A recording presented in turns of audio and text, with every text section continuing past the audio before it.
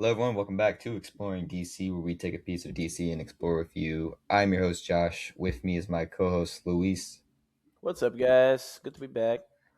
and just Luis. Um, Hello I again. feel like we never have a solid rotation of people. It's always just a No. random collection. I mean, even I was gone like a couple weeks ago, and it's whatever, Yeah. man. I will say this is our first. I think this is the first time it's only you and me. That I can recall off the top of my head, which is good. This was the end goal to kick Jalen and Jackson Of course, yeah. out of the podcast. Maybe they'll show up at some point.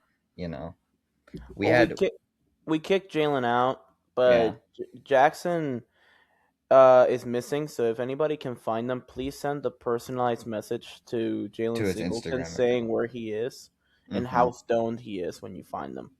We genuinely don't know where Jackson is. He said he's gone, and then we believed him. CW Yeah. took him. The funny thing about, by the way, we're talking about Supergirl. We're about to get into that in a second. But the funny thing about Jalen is just that like he watched the whole show. He told us today, and then he had something come up. That's crazy. I don't hate this show. It's actually pretty good, but Yeah, still, to watch the whole thing just to not even be here. I could watch the best show that I would have watched anyway. But if I'm watching a whole TV show for something, like I'm gonna commit to that. Mm-hmm. Like I don't know, that's a lot of time. 40-minute episodes, man. Yeah. It's okay. Yeah, we have a good show today. We got Supergirl season one. We're continuing our month of Supergirl, so we're going to talk about the Arrowverse show. I'm going to give first impressions of the My Adventures of Superman episode. You did not watch it because you are not at all caught up with the show, Mm-hmm. so that'll be pretty quick. And then we have some miscellaneous news stuff that we can talk about, but it'll be a good show. Let's start though. Do you got anything going on in your life, man? You want to share? Yeah. I mean, just been working post grad life. Yeah. Um, has been good. I'm very very lucky. I will forever admit that I got very lucky with post grad life up till now. hmm And then yeah, just mostly been chilling. Hopefully going to Comic Con this summer if possible. And if we do, Yeah. definitely gonna film it for hopefully Good. for this channel. So there should be footage of that convention experience at some point on here. And then, other than that, I'm trying to think what else I got. I guess. Oh, I got a bit of a haul, Oh yeah. which every time Oh, I show this off on this podcast, I'm like, I should either not be allowed to have a job or just not be allowed to handle I money feel like you myself. always have a haul, man. At this point. Yeah, I also do just always find stuff on sale because I also just try not to I'm buy the too same way. expensive stuff. Yeah. All right, let me. What do we get? So first off, so I went to Target because I bought my friend Lonnie a birthday gift, and while I was there buying him a gift, I found these two which I had never seen in stores.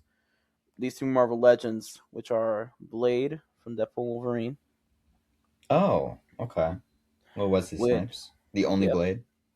the hey Jalen Singleton. Don't you forget. That's true. That's true. Go watch Daywalker. And then I did buy Deadpool from the opening of the movie with the claws, Oh, I like that one too. and it comes with Dogpool. Oh, very cool. So those were like half off. Yeah, I found them on sale at the random Target Dude. I had because they were on clearance. But Hell yeah. I had never seen these in store somehow. I had only seen Wolverine was at GameStop, but other than that, I had never seen these two. So I bought those while I was there. And hmm then the cool thing about this, I don't have the box, but it comes with the parts of the skeleton of Wolverine, so you can recreate the opening of the movie. Really, that's sick Yeah. too, dude. That's a W finding a Deadpool figure for that cheap. Oh yeah. And then other than that, I think the only stuff I have some comics. So over the weekend, me and Mr. Jackson Wells, before we lost him, may he rest in peace.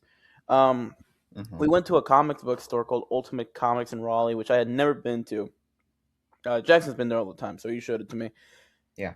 And goddamn, do they get you? They have a buy three graphic novels get one free.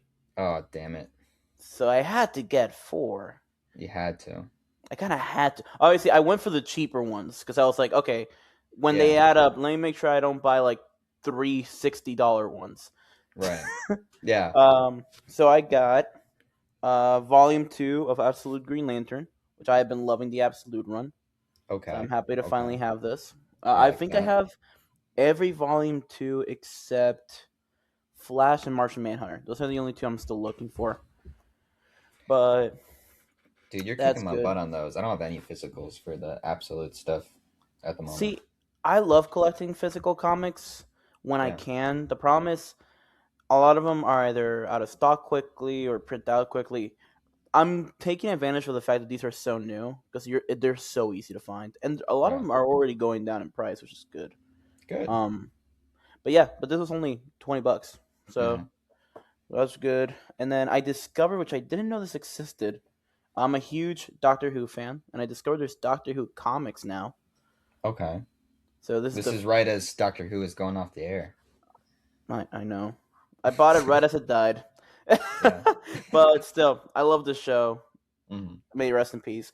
Um, and this dude just did not get the chance that he deserved. He was an incredible doctor, so I'm Mm. excited to read through this. And Okay. then I think I've showed these before, but I'm a collector of the Power Rangers comics by Boom Comics. Very So I cool. got one of the only ones that I'm missing. I've almost have the entire run that they did for Power Yeah. Rangers through Deluxe in this. So that's good. And then the fourth thing, and this we could actually maybe read someday for the pod, which I did not know existed. There is a Puerto Rican original superhero created by a Puerto Rican artist called La Hmm. Borinqueña. And they did this crossover, which is all the DC heroes in Puerto Rico helping out with the reconstruction post hurricane. That's crazy. I never heard of that.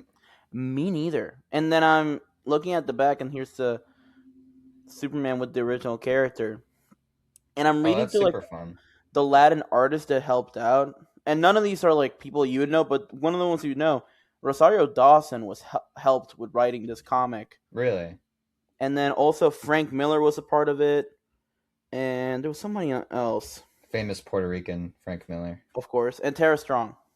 So they what they did is they brought in a bunch of DC creatives, and then they brought in a bunch of Puerto Rican artists, and they Oh, little worked collab. together. So Okay. if I remember correctly, the Puerto Rican artist wrote it, but Yeah. then like a lot of the DC people like drew it and just added their parts basically. I love that, dude. Um, but yeah, so I'm excited to read this as well. But yeah, that's my haul for this week. Hopefully next week it will not be bigger, but I do not trust myself for it not to be. So we will find out. Yeah. No, that's awesome. Okay. So new for me. Finished Resident Evil 4. That Hell was yeah. good. That was the remake. It took me a bit because I was playing it at my girlfriend's house only. So that's done. Now I'm moving on to. I'm in like the action era of those games. So it's like not survival horror anymore. It's just Mm, like rail shooters and stuff like that. mm-hmm. But it's fun. I'm enjoying it. I'm ready for the movie. Like I need that movie. Yeah, that was good. Life and Death, man. Um, Not much else. I didn't see many movies lately. I saw He Man. He Man was fun.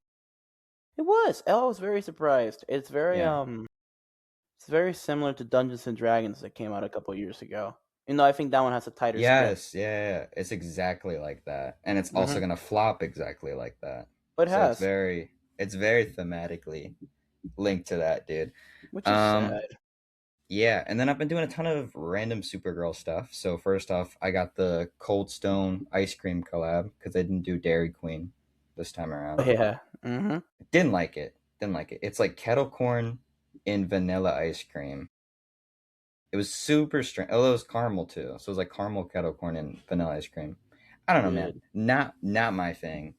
Not my thing. Did not like it. And also, I had to go out of my way to go to a Cold Stone. Dairy Queen is everywhere, and that Superman Dairy Queen was fucking great. So, I tried Supergirl themed kombucha. Really? Um, I did not know what kombucha fully tasted like, and now I do. It was What's it? it. It's like a sparkling water, but Really? like a little better than that. Sparkling waters I don't think are very good. This had a little more flavor to it, but it had that same like carbonation to it, and it was also guava flavored, and I also did not have a lot of experience of guava, so it was just like Mm. a whole thing. But yeah, I'm just trying a bunch of random stuff that if it has a Supergirl, like I have a fascination with like tie-in movie food. I think it is so fascinating to me because they just try to put the most like crazy names on the most generic food Yeah, ever. bro, we It'll be gotta collab with 3C Food Review. dude, I need him to get to KFC and get the Supergirl meal that's going I on. saw that. Yeah, the crypto like Yeah. bucket. Yeah, yeah, dude. And then the last thing is I've been hiding it. I got the shirt going on, Hell yeah. the Supergirl shirt, which was cool. Got that off Amazon, and so my Amazon actually came in today. I'm like, oh shit, cool, it's for the pod. Comes has a second shirt in it.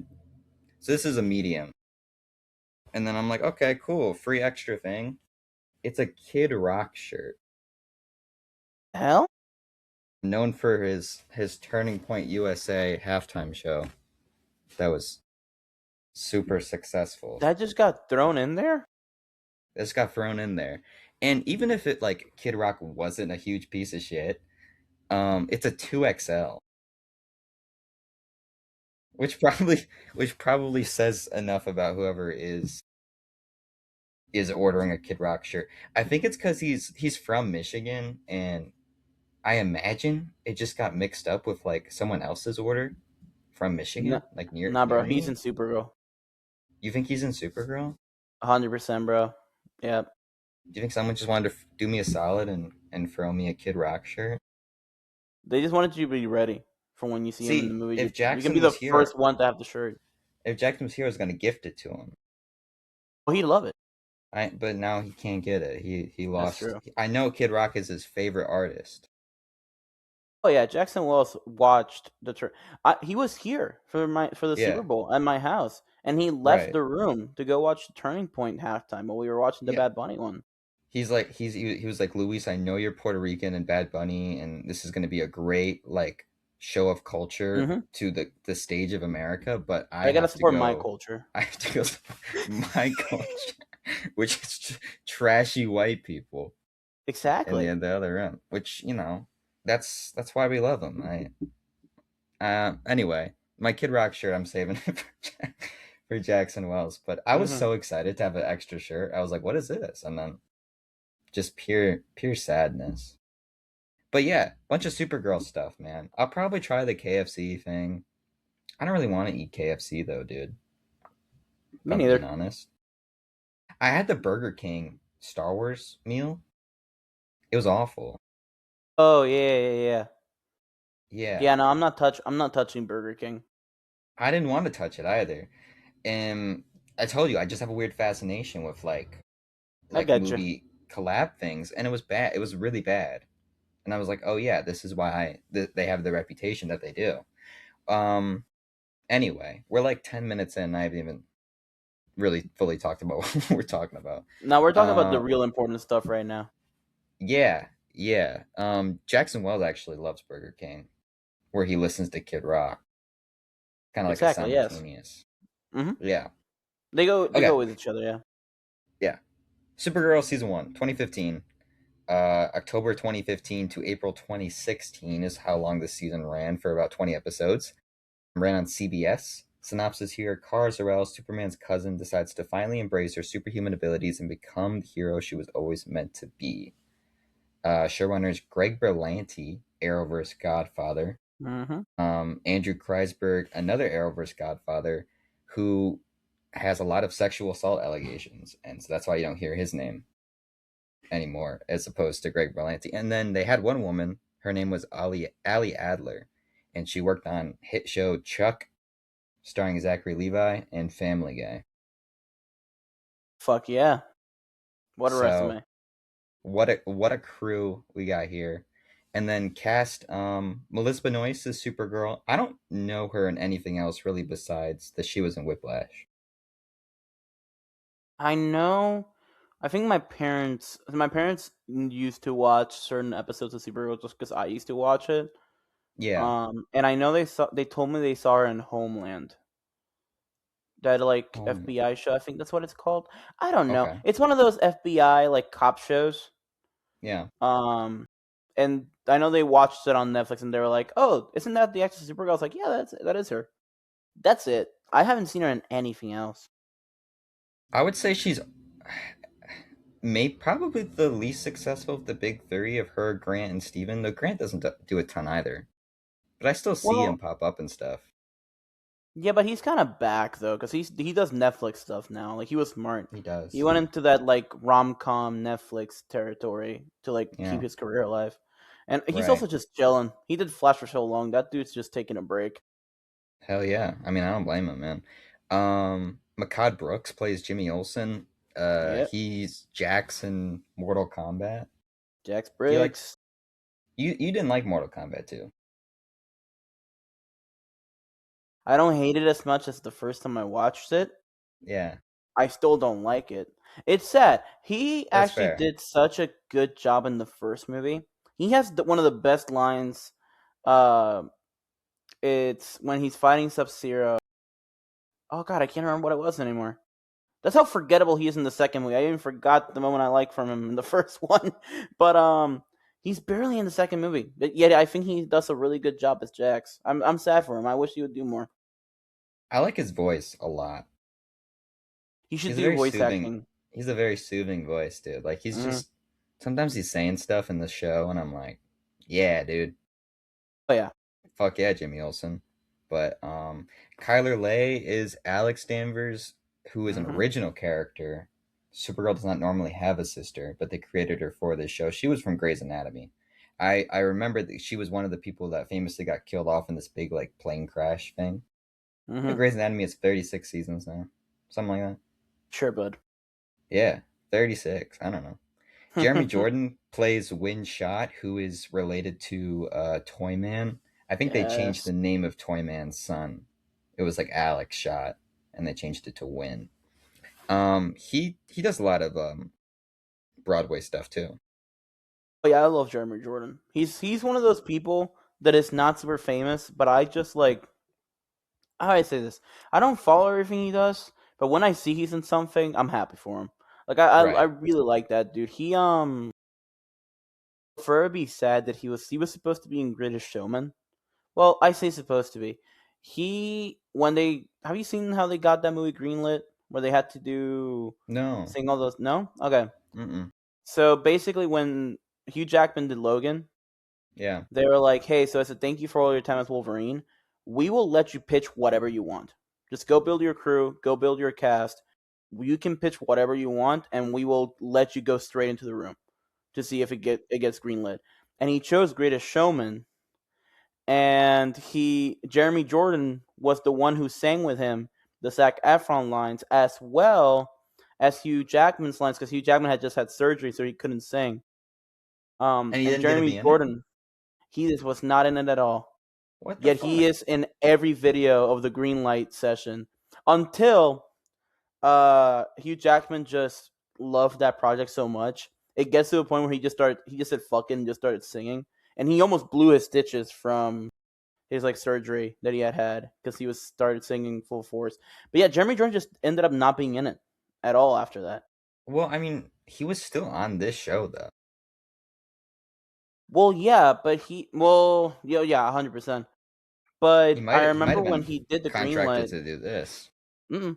No, he said No? he just didn't get invited, but he said he That's wanted to be in it. crazy. I know there's a lot more other stuff, and I think it's because they got Zac Efron, because I Yeah. think that was the role he was probably But supposed to like go not even a to. minor character in that? That's That's what's some weird to me. bullshit. Like he That's was not some even one of the bullshit. circus people. Mm-mm. I don't like that at all, man. Yeah, shout out Yeah, Jeremy Jordan. yeah, I love that He dude. He's doing voice acting now. He's doing great. he reminds me of Jordan Fisher, the guy that plays Kid Flash. Is that his name? Yeah, No, no, yeah, Jordan Impulse. Fisher.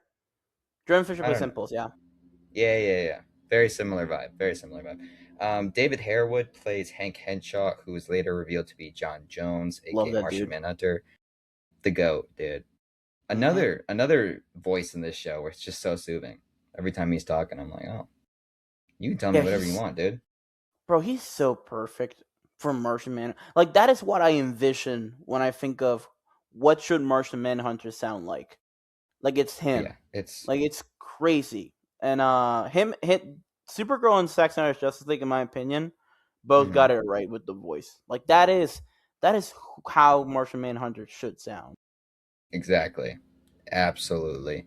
And then the last main cast member is Callista Flockhart is Cat Grant. The only one of these that only really was one season as a regular because she was from CB. Like when they moved to CW, she couldn't move to Vancouver because they shot this season in LA.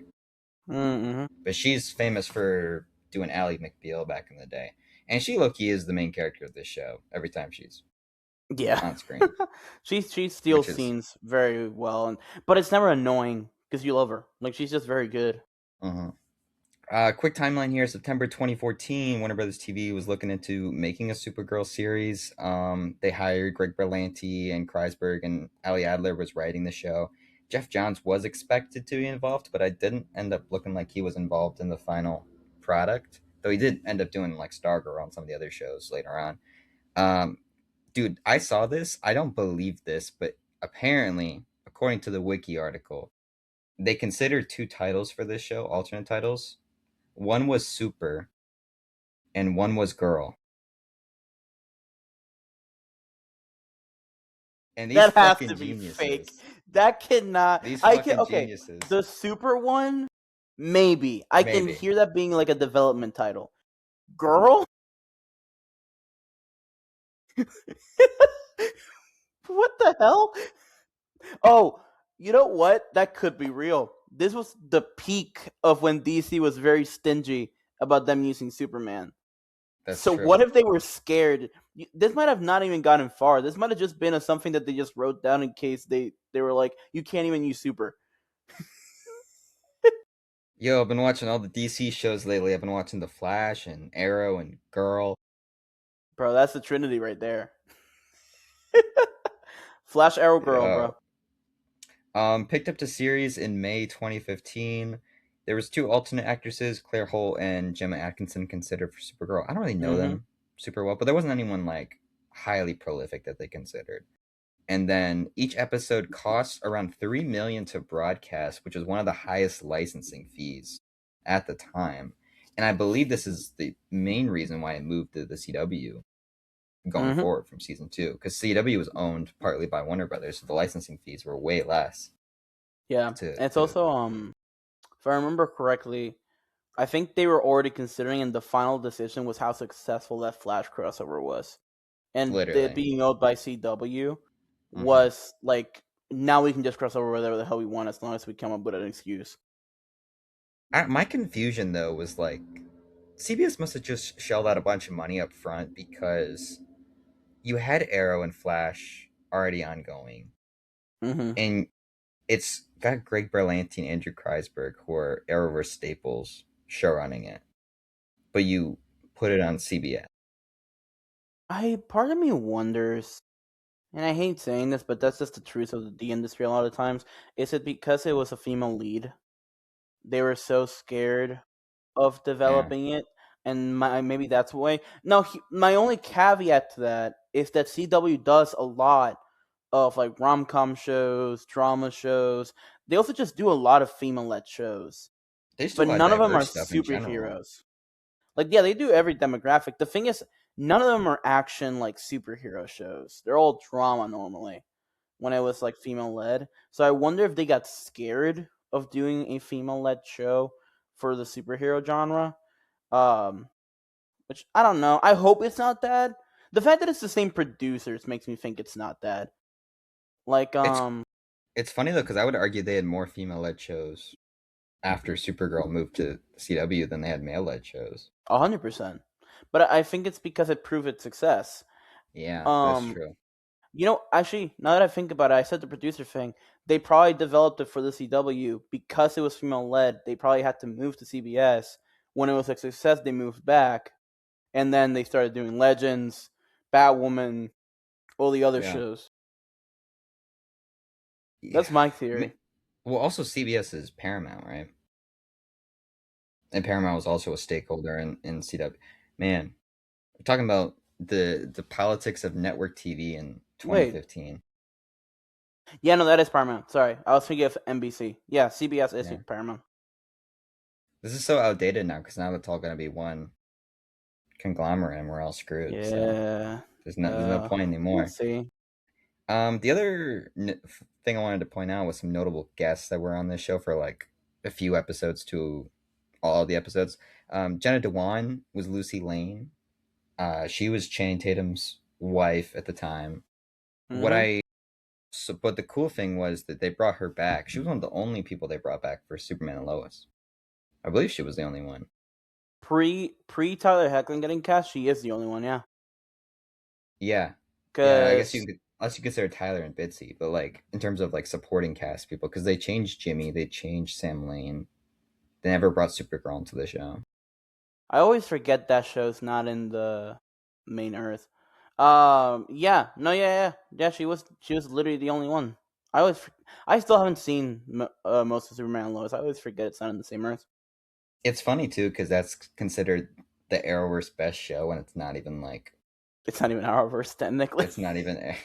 Dude, Arrowverse Superman's just doing whatever, man. I don't even know. Tyler But Hoechlin, man. Superman and Lois Superman was legit. Oh, Peter yeah, Facinelli plays Max Lord. I think this is the best Max Lord they've done. that is good, Easy, but it could be right? better. Could be better. Sean Gunn. No, I will say, Pet. God damn it. Um, Pet. I will say, I do think Pedro was a good Maxwell Lord. The problem was just the way they used the character was horrible. You get what I mean? Like the portrayal was not really the problem with Pedro, It in my was like the opinion. storyline. It was the writing and the storyline they chose to put the character in. But Yeah. overall, this is definitely 100%. This is the best one. I just like this actor more. I think I mean, I like Pedro a lot. I just think, He's extremely classic Maxwell Lord. Like he's yeah, very accurate Maxwell Lord. like this is the Max Lord that gets his neck snapped by Wonder Woman, Yeah, like to a 100%. T. Mm-hmm. Chris Vance plays Nan, who is arguably top three worst antagonists, like main antagonists of the whole Arrowverse, in my opinion. Is it bad that it took me a sec to remember who he was? Main villain Yeah, of the he's show. bad. Main I villain of the forgot his season. name. Yeah, no, Well, that's bad. isn't he's in other Superman stuff, right? Sometimes. What did I remember? I don't recognize the name other than the show. What's the other guy that hangs out with Feora and General Zod normally? Isn't it Nan in Oh the no, it old is. movies? Yeah. It is in the old movies. Yeah, yeah. You're right. I like that guy in the old movies more just because he looks fun. Oh Got a yeah, I funky love the face and look he's of 6 feet the tall. Kryptonians. Mm-hmm. This guy, this Nan sucks. 100%. He's extremely Oh, it's forgettable terrible. villain. Yeah. Laura Benanti plays dual roles Allura and Astra. Very cool. Italia Mm-hmm. Ricci plays Silver Banshee, who has a little bit of an arc in the latter part of the season. Yeah, I Glenn like her. Morshower, Glenn Morshower plays Sam Lane, who got replaced. I don't know why he got replaced. Besides, maybe they wanted to get someone new for a series role whenever Superman and Lois came around. Considering they brought back Jenna Dewan. Yeah, it could also literally just be that the actors for Lana Lane maybe just got along really well with like crew or the Yeah, cast, and I think that's why so. just why they brought her back. That also just plays a big part of it. Yeah, that makes sense. And then what's the other one? Henry Czerny plays Toyman. This is the guy that was in the later Mission Impossible movies. Mm-hmm. He also had like there's so many people with cool voices. hundred He has percent. that like raspy voice that rocks. And that's like one thing. Well, are we done with? Well, I'm just gonna say this. That's one thing I like about this show is you're going through Mm, these names and like Silver Banshee, Toyman. I'm glad we're diving into those. Livewire is also in the show. Like I yeah, like that we're diving into those characters, and in my opinion, they were better villains even than the main villains of the actual season. easily, easily. And then obviously the big two I was leaving behind are Supergirl's parents, who are Helen Slater, who we just talked about. You weren't here last week, but Supergirl herself, and then um, famed ICE agent former ICE agent, and Twitter user Dean Cain I did plays not recognize him watching the show. play, plays Jeremiah Danvers. I forgot what he looks like. I did not realize that was Dean. This is another reason why I wanted Jackson on. I wanted him to talk about Dean Cain being on this show, man. Oh God. This is Wait. back. So you're telling me the Superman that became an ICE agent is the one that dies saving an alien? Oh yeah, I the irony in that is just ridiculous. yeah. Arguably one of the Okay. wokest shows out there. Dean Cain is Yeah. on. Especially by the end. Super funny. Yeah, it's It's because you see Helen hilarious. Slater and you see Helen Slater, you're like, oh cool, and then you see Dean Cain. I'm like, That used to be cool. by the way, he was just like making fun of Millie Alcock because someone posted like a troll image, and he was like, this made me laugh. I'm like, dude, pack it up, man. Pack it fucking up. I don't. It's like the evil version of Tom Felton, where Tom Felton just kind of drags out that he was in something. Dean Cain does that, but to like just an evil degree. Yeah, that's true. So, but yeah, really fun batch of random people. What is your Arrowverse experience, dude? How much have you Oh, seen? so I remember I missed the start of Arrow, Mhm. like as it was coming out live, and I remember watching. I believe it was. Correct me if I'm wrong. Barry gets introduced in season 2 of Arrow, right? Yeah. Mhm. Okay, then yeah. In Okay, I middle. have it right. I have the right timeline. So I watched the first 2 seasons of Arrow on Netflix, which is obviously the home of the CW post. Well, it was the CW app, and then it would go to Netflix when it was done. And I remember watching those first 2 seasons. I don't even remember why I started them. I just my parents. My parents actually watched it before me, Mhm. and so I started watching Arrow. Love those first 2 seasons. Obviously, the introduction of the Flash comes on, and we had the CW on our like TV package, but I had never used it in my life. I decided to turn it on, and I'm kidding you not, perfect timing. The Flash trailer plays that they had playing in live TV, and I'm like, wait, that's the dude that was in that episode of Arrow. And at this point, I had no idea who the character of the Flash was, other than Lego Really? Batman 2. Like that's the Okay. only experience I had with the Flash at that point. Um, because I didn't used to read comics when I was a lot younger. So to then see that, I was like, holy shit, I need to watch this. So every show passed out until a certain point, which I can't really remember when. I watched them live as they were coming out on TV. When we lost cable, I would watch them on the CW app, which was hell to deal with that app. But because in Puerto Rico, Awful app. it had some like weird restrictions as well. It was like very weird in Puerto Rico. But In between the I 12 hate it. ad breaks every Oh episode. god damn it, I hated it so much. But I loved the show so much I didn't care. I watched it. So like I watched let's see, I watched Flash up until season 7, I believe. And then I just jumped in at random points just to check in what's going on. I watched all of Arrow. I'd finished that series whole. Supergirl, I believe I stopped on season 4 or 5. I can't remember. Legends, I watched the first 3 seasons, and then Batwoman, I only watched a little bit of Batwoman season 1. I never actually finished season 1 of Batwoman. Black Lightning, I saw the first 2 seasons. Um, and I believe I started the first. I believe I started the third, and that's it. I don't believe I never saw Naomi. I never saw Gotham Knights. Um, Yeah. That's late. That's which late stage. I know, right? But and then Superman and Lois, I watched season 1, but by that point, I believe I had issues. Oh, I had HBO Max only for a trial period, so I binged the first season. But season 2 came out a week after our trial period ended, so I never got to keep watching it. So I'm hoping one day for the pod I'll actually get to finish Superman and Lois. Oh, but it's a great show. Yeah. up till now I've only seen season one. I loved it, but I only saw season one. But and then I've seen the Ray and Vixen. I've seen all those as well. But the Arrowverse, man, the DC AMU, like the animated movie universe, the Arrowverse, and just the Lego games, like that is my foundation of DC. Because I never really watched the DC AU originally, other than Batman Beyond. I never really watched it, and then I also just I don't know, it just never really came up other than that and Teen Titans. So DCAMU, Arrowverse, and Lego Batman, like I will forever say that is what made me a DC fan, was those franchises. And I'm like for the longest time, Arrowverse was our only successful DC universe that we could get off the ground. Like Yeah. it really carried DC for a while. Now it is a bit of a detriment on DC because some people just can't unsee the CW ness now sometimes.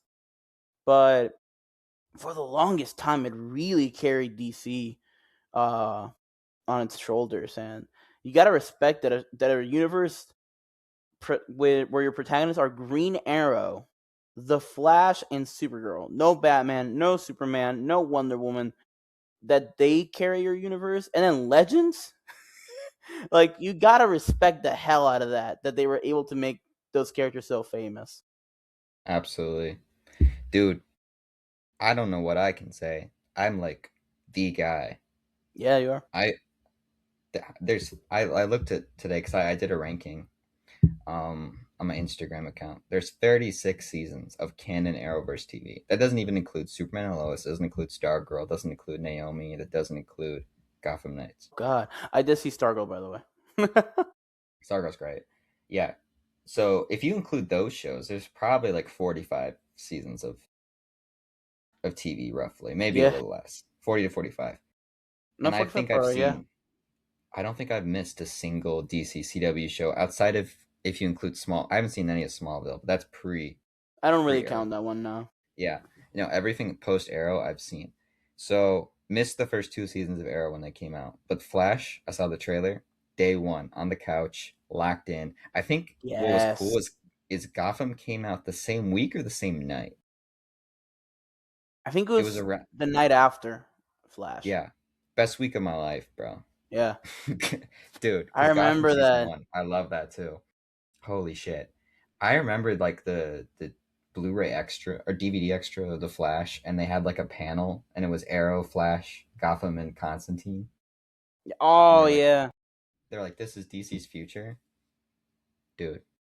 Loved it. What a time! I What a missed that time to be Constantine alive. show. That Constantine show was Yeah. good. So yeah, I've seen pretty much everything. I started that account, the infamous Flareoverse Center, which later became DC TV Center. Flareoverse Center started fall of 2018, and Mm-hmm. I ran that all the way to the end of the Flash show. So that was Hell yeah! what, I don't know, like seven Wow. years, 8 years. Yeah. Well, 9 seasons. Well, yeah, but I started on season five of the Flash, five, six, maybe like only 5 or 6 years total.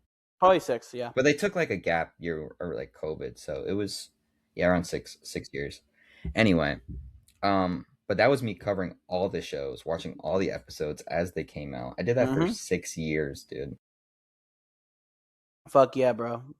I've Bebo seen supremacy. every I've seen every late stage Arrowverse thing. You're a stronger man than me. I gave up. I No, couldn't do it. I love it, dude. It's pure superhero camp to the highest extent with Agreed. I there's truly nothing out there in the history of television or movies that's as connected as the Arrowverse, I would argue. There's things maybe with more Yeah. episodes, there's things with maybe more movies and the MCU has more things at this point. But I That truly started in think the that this movies. is I don't think that counts. Yeah. this is like the most content I think you could possibly get. This and the only one I'd argue is Power Rangers. Yes, But but Power Rangers is still more of like a linear thing. This no, is it's every 36 season's seasons of different. like, right, but it's like one show. It's like a bunch of Superman shows, but they're variations of a Justice League team or a Superman show. You know what I mean? Sure. I don't It's not think. like a red. It's not like a Red Ranger show and then a Green Ranger show and then a Yellow Ranger show. Well, yeah, okay, yeah. I can agree on that. I can Yeah, agree. this is like nine But yeah, different shows, there's but been nothing still like this. each had 3+ seasons. Hmm. It's crazy, bro. And oh man, the crossover days. Yeah. People still talk Oh about my those. god, bro! I will never forget when the trailer came out for Invasion. Like Invasion was that was sick. nuts. Also, watching, you remember the previews that would come on after you finished the episode? Like, I still remember the preview for the Flash versus Arrow, the Yeah, first crossover. Like, oh, and Legend. Oh, there's so many we could talk about, but we'll dude, get to this eventually. But like, we could be it, here that is nuts. all day talking about it, bro. Anything pre-crisis is like a fantastic event. Oh my god, yeah. Anything post-crisis, that's the whole thing. But yeah, It exists. anyway, my whole point is I've seen all of Supergirl. This is the one season I cannot confidently say I've watched all the way through because I remember dropping it for a bit because Really? it was season one. It wasn't very great, and then season two kind of hooked me back into it. And I think So Supergirl is much one of better. those shows that slowly got better for a long time. Like season four is the best show, the Oh best yeah. season of the show. It's Hmm. the Sam Witwer season. It's fantastic, Agent and then Liberty. it takes a dip, becomes Super Friends, which is its own separate can of worms. But anyway, I want to talk about season one. Um, how did you feel about rewatching this? What was the experience like? Um, it was interesting. I was actually really excited to rewatch this Mm, because I have a lot of fondness for Arrowverse. So it's like, and I have not touched it in so long. Like I have gone back and maybe I would watch like a random episode. I think like maybe like a month ago I rewatched the finale, the episode of Flash season 9 where Oliver comes back as the Spectre for like one episode to like say goodbye. I watched that episode, and then I randomly watched the parts of Crisis on Earth X. Like I'll just randomly just jump around, but to like fully rewatch a season, like I have not done this since probably like 5 years ago. I think in pandemic I rewatched Arrow and Flash. Like that's how long it's been since I've rewatched a season. But it's so interesting because you can really tell. It's so weird. You can tell it's the same people behind this show, but it feels different on the other network. Like you get what I mean? right, Like you can tell it's a different network, but it's the same people. That which is why the when the crossover happens in that silver season, it works so well because it's the same creative team. But before that crossover, you really do feel like this is its own thing. Like it doesn't really feel like this is Arrowverse because there was no Arrowverse at the time. It was just Flash and Arrow saying hi to right. each other from time to time. Um, but yeah, no, definitely it had its hard moments rewatching it. Honestly, I have fondness to it. I was excited to rewatch it, and I am glad I did. But it definitely was a lot. Some parts of it were a lot more forgettable than I remembered.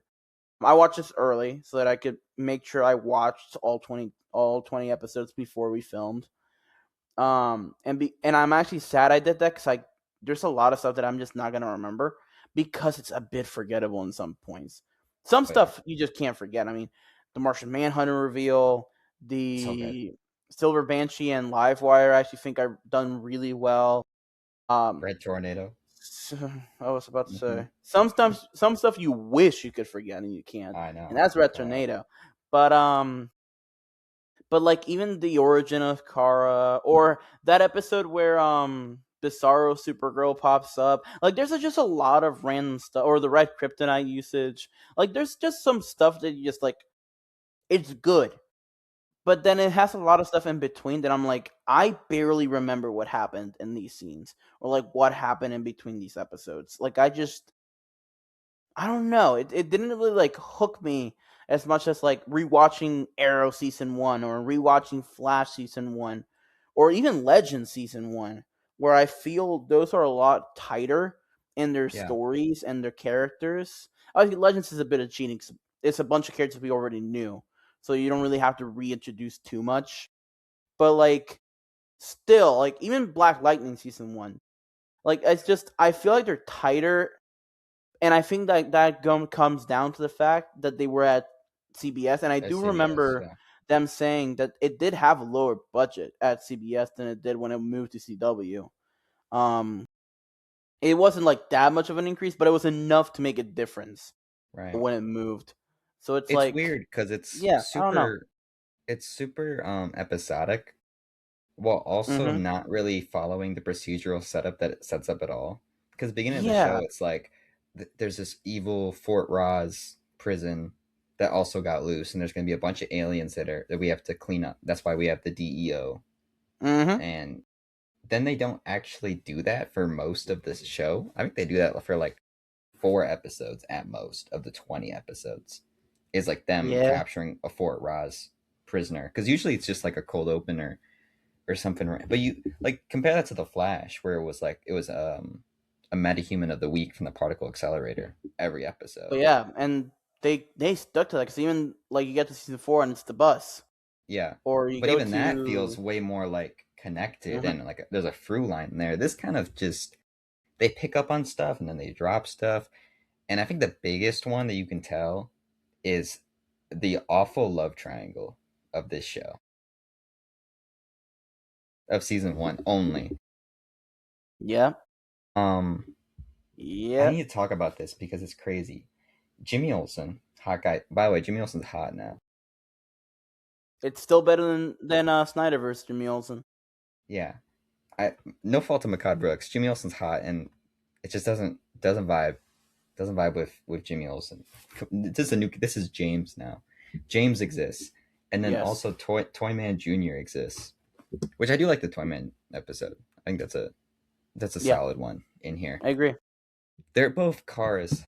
Every episode, we have to be told that they're her core friends. These are like the people that mean the most to her. Whole show, Win is trying to fuck Kara for like half the 2/3 of the show, and Kara's trying to hook up with Jimmy Olsen, and then Jimmy Olsen's trying to hook up with Kara, and like when every And then episode you're Lana told like comes in. they're like these are her friends, these are the people that mean the most to her, and it's like her two romantic interests. Well, just think about it this Well, way: one you hop one on one over to friend the other zone show, and one ah yeah, and then hop on over to the other show, and the dude's trying to fuck his adoptive sister. yeah, but at least that one's more focused. I feel like that love I know, triangle is but more it's like funny focused. to me. It's like what they just had to pick the weirdest scenarios for a lot of these like romantic subplots. It's because they'll like drop the Jimmy Supergirl thing, and then they'll pick it back up like 2 episodes later, and then they'll drop the Win thing, and then Win gets over his friend zone super Yeah. fast. He's like, ah, Hmm. I'll never get over this. I'm done talking to you. The last like half an episode. It's awful. It's so bad. And the Yeah. funniest part is I go into season two. I was like, let me see what the first episode of season two is like. It's Kara getting over that she doesn't actually want to date Jimmy because now there's this new love interest, Monel, that comes I in. know. And so I'm like, I watched 20 episodes of bullshit. Yep, we're in CW era now, brother. But Dude, this is season one. This is like not even, we're not even fucking around in season. You know, you can talk about late season shit. This is like foundational core of the show, and your friend groups, your core trio sucks. yep, and the person she has most chemistry with is Barry for one episode. I know. It's crazy. And don't get me wrong, the three of them do have good chemistry, but they have good friend energy, Yeah. chemistry. Hare and Barry, I could have seen that happen, and it's I swear to God, Barry has more chemistry with everybody than ours. Like it bothers me so much.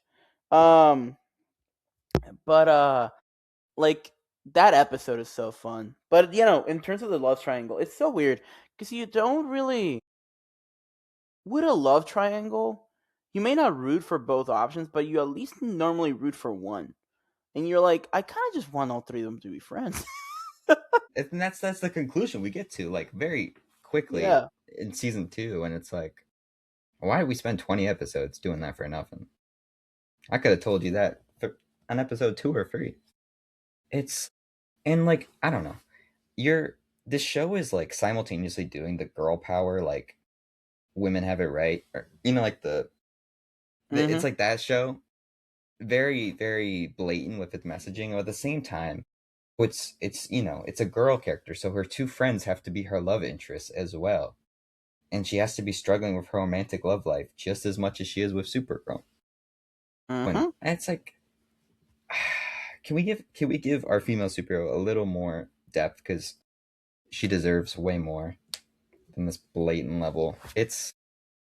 It's frustrating. It's so frustrating because I think the show finds its groove later on with some of this stuff, even though it does get way more blatant with a lot of its messaging. But like, it's more earnest there. Here, it's just like Tumblr posting. Yeah, you can very easily tell the fact that they just did not really understand how to write this character at first. Like you can tell as the season goes, they're like finding their footing of like where do we want to take this character? How do we write this character?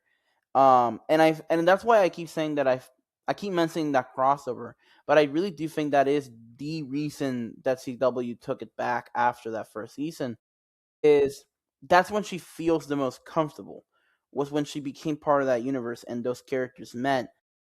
You're like, oh, this is what this character is supposed to be. Like that to me Right. was like the episode where they understood how to write that character the most was that episode when she was with other heroes and was interacting with different characters. And I feel like as the show goes on, it gets so much better. Um It does. It gets it progressively immediately like each fixes. season. It's Yeah. finding its groove. It's what's also crazy too is Melissa Benoist is really fucking good. Oh my god, Like yeah. She's every scene incredible. in this first season, even though the writing is half the time not doing her favors, she is Mhm. acting her ass off. Like Grant Gustin level, Stephen Amell level. I'm gonna bring it up in one of my favorite episodes, but that scene with her, she's basically like Astra's telling her what happened, of why she got imprisoned and everything, and how Allura manipulated her. And she goes to see the hologram, and she's just so frustrated by the fact that it's not her actual mom, and that it gets clipped all the time. It's incredible. It's so good, and I'm like, I man, mean, her with a really good writing team mhm. would have been one for the books. Yeah, but and that's why the Trinity worked. Like to that's like still crazy when you truly like look back and think about it. The fact that the DC Trinity for a while was not Batman, Superman, and Wonder Woman. It was Yeah, Green Arrow, The the Flash, and and Supergirl. Supergirl. Like how? Like this is pre Woman of Tomorrow. This where like they reinvent Supergirl and she became big again in the comics. This is when Green Arrow was a joke, pretty much, and Hawkeye was rising. And then Flash was a character that, like, yeah, if you read comics, you liked them, but if you didn't read comics, there was barely any way for you to know him unless you watched the animated show. Like, to be able to take those three characters and make them a trinity to the point that there are a lot of fans that when they say the trinity, yeah, they're gonna say Batman, Superman, Wonder Woman, but then they'll also mention those three. That's how integral they became. Um, and that's all thanks to the performances. Like all the characters were just perfect for their roles. And yeah, obviously they take their liberties. I mean, Stephen Amell is Batman Arrow. Yeah, But still, but it like works. that version of the character that he plays it perfectly. Grant Oh yeah, Gustin is just Flash. Like Grant Gustin's just Flash. He is a I know. mix. And again, there's liberties. He is pretty much a mix of Wally and Barry. He's not just Barry. He takes a lot of what of Wally stories and like mixes it into his personality. But and then in with Supergirl, Melissa Benoist is just such a quirky actress. Just like she has just such an incredible energy to her, like just naturally. Like I've seen in interviews that when she brings it to the character, it makes her feel hopeful like a Superman character, but in her own way. To the point that when she was standing next to Superman, she felt different. And that's a Yeah, very hard thing to do between Superman and Supergirl, which is why like in the DCU, they're doing Woman of Tomorrow Supergirl because that puts a very big difference between the two characters. It's a very yeah. You have to go way other lane. This is like she's so infectious. On it, 100%. like it's Superman level of just like it might be more charming than David Corn Sweat a lot of the time. We really want to go apples to apples, bro. Like she is so fun, and she works really well for a show like this. And what was cool was the early seasons actually focused on her, where the later seasons had the Flash issue where it became an ensemble piece and she didn't get any focus. You're not These early Supergirl, seasons, Kara. We are we are Supergirl. Supergirl. We are Supergirl. It was the Super Friends show, bro. But these early It did. seasons, It did. it's very Kara focused in it, and it rocks, dude. And they Um, make it interesting. It's interesting to see her go through and it could have been so derivative, what but could have yet been, you and it kind of found is at it some points too. 100% it is. But like even then, still like just seeing how Kara reacts differently to Clark, to being in that journalistic area, to being Supergirl. Like it makes me wish that the Superman show maybe had existed earlier, because I'm like, I wish they would have ran at the same time, or Superman would have appeared more in Supergirl, just to see their differences. And I feel you can tell, like, I think it's in season 2 when he visits Yes, I just watched where those. Kara works. Like They you can bounce off each tell other so well in those exactly, episodes. because they feel like family, yet they still are different. It's such a weird thing to be able to pull that off with Supergirl, and not just go all the way in the complete opposite direction. I will say Um, this show did not know how to write Superman out of storylines though at all. Like it's most egregious in the end of the yeah. season when they're like everyone's under mind control except for you, Kara, because you're an alien. But Superman's under mind control because he grew up on Earth, so he has a human brain. I'm like Or that makes no fucking sense. the two shadowy Superman that appear in this show. Dude, I don't know. Like every time I saw the Clark text, I'm like, okay, guys, Yeah, come I on. will say I would be more mad about it if Tyler Hoechlin wasn't so perfectly cast the following season. Like he's Yeah, so like in perfect. I'm retrospect, it's glad they better. waited. But But like at the in a time, bubble, just watching this it's so season, it's weird. like it's the most we can't use Superman, so we have to write it. I mean, it's less bad than Batwoman's treatment of Batman, but it's still Yeah, like it's still not great, dude. How do you think about her sister being like a new character? Did that do much for you? I like her. I think the actress does a lot. The actress does a lot to make that character likable. And it also helps that I know where her character goes. Like I like the way She that gets character better. evolves. Yeah. But first season she's not the greatest. She's not. But I don't know. I feel like again it gives Kara something that Clark didn't have, and that's that Clark grew up as an only child on a farm. I Right. like the fact that Kara had to grow up with a sibling, because that also changes the dynamic a lot, Yeah. and also just gives her somebody to rely on. Because Clark, until Lois, obviously depending on the origin, he meets Lana earlier, meets Lois earlier, like so a whole other bunch of stuff. But the normal stuff is that he doesn't really have anybody until the Daily Planet. So Kara having somebody from the start, even though they didn't like each other at first, still just growing up with that person, having somebody that already knows her secret the entire time. It's just I feel like it's such a good addition to, again, just that little touch of what's different Yeah. from Clark. It's well, she didn't grow up an only child. Um, It works really well for a TV show format. Like a it's hundred just percent, a yeah. great. There's a lot of great like dynamics, especially in the later seasons. And the last two, we talked about Cat Grant just being a scene stealer. Missed her so much in the later seasons. Like she's so Yeah, good in this. I It's loved actually incredible. well, to the point that I remember when there was an episode she came back in one of I think it was the final season. I didn't watch the final season. I watched that episode, so I was like, I need to see Cat back. The series finale. I just watched Yeah, that. I'm gonna talk like about that later.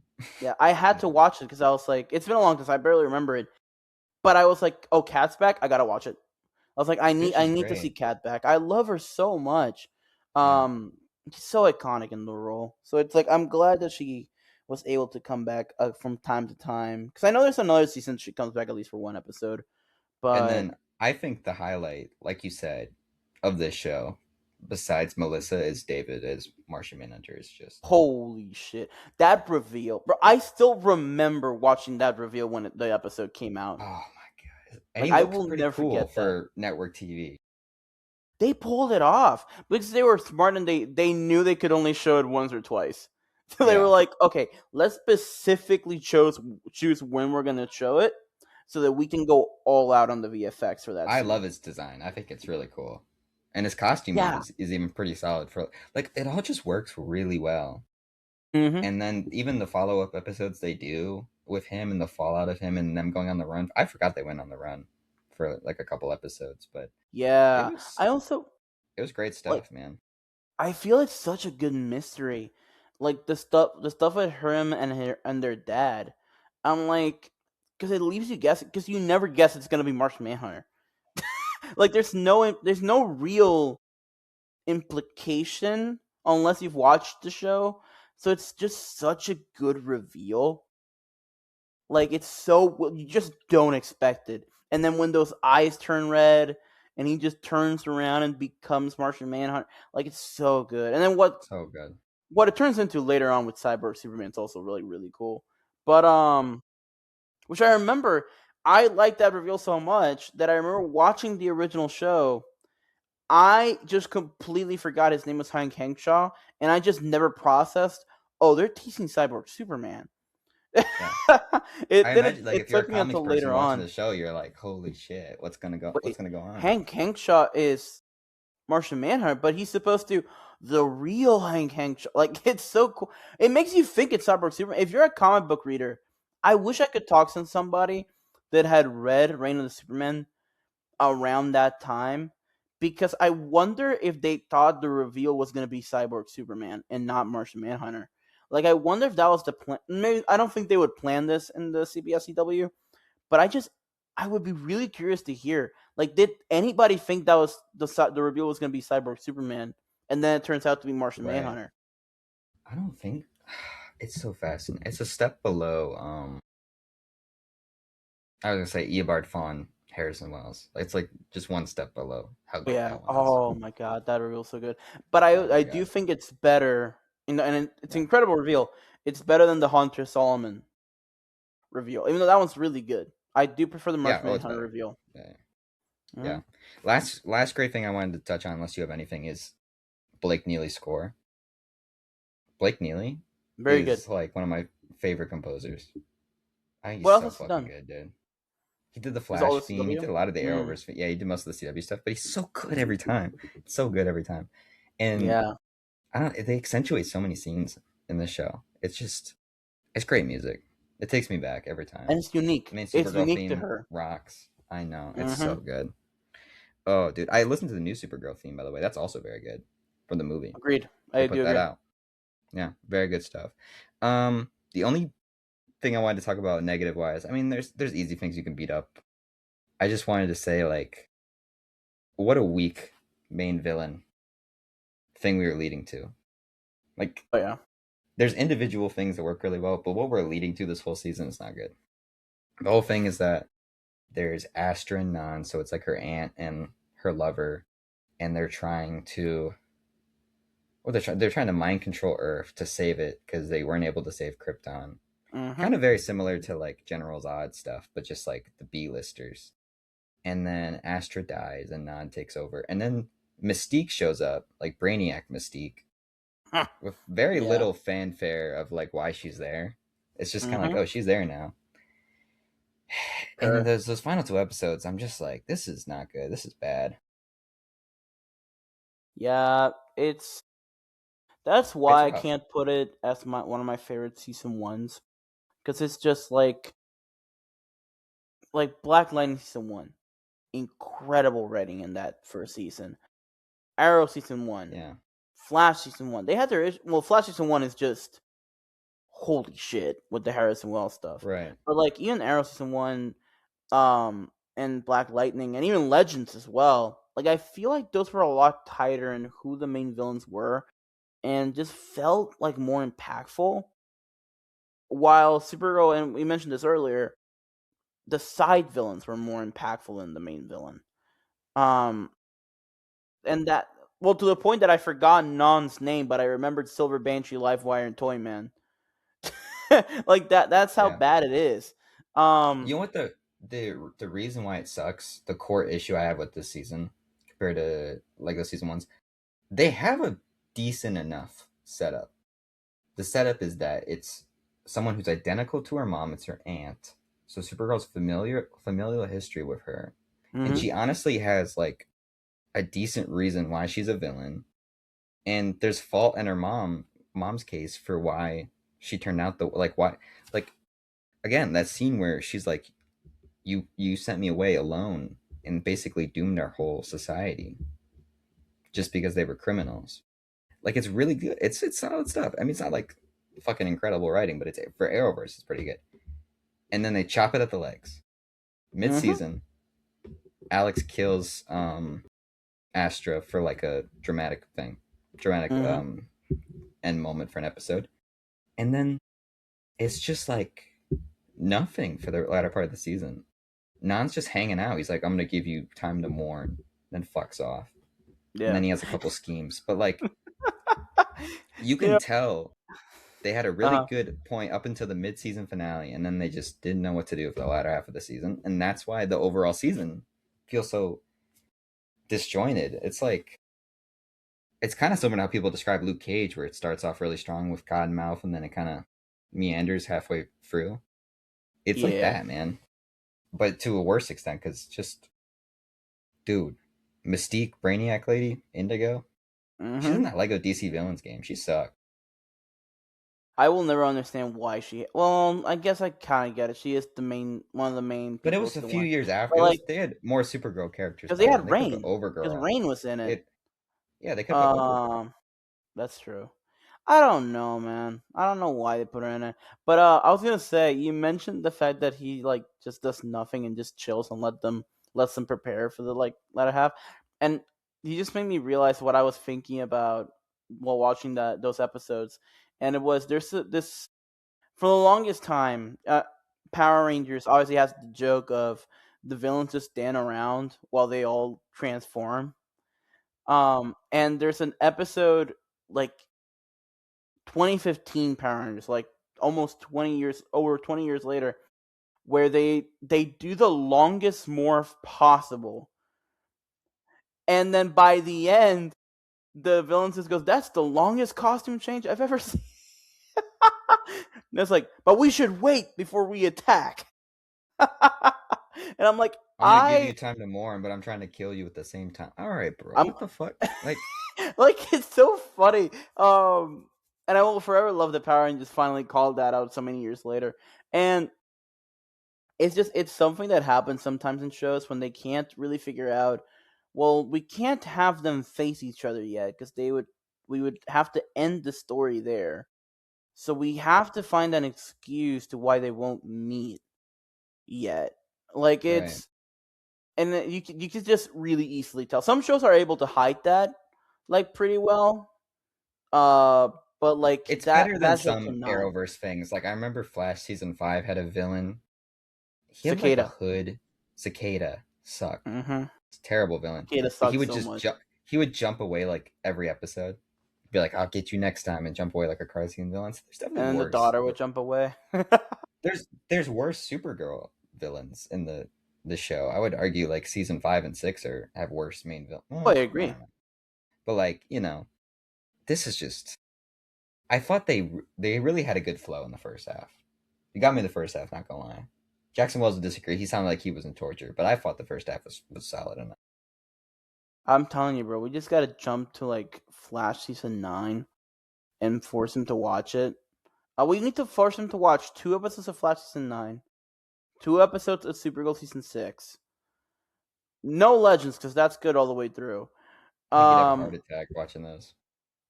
Dude, get him on some Oh, and all of Arrow Naomi. season 6 bullshit. Oh, Naomi is a tough watch. I can't lie.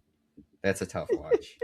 That's the most boring shit you'll ever see in your life, dude. I feel like if we make him watch an episode of Naomi and an episode of Gotham Knights, he might quit.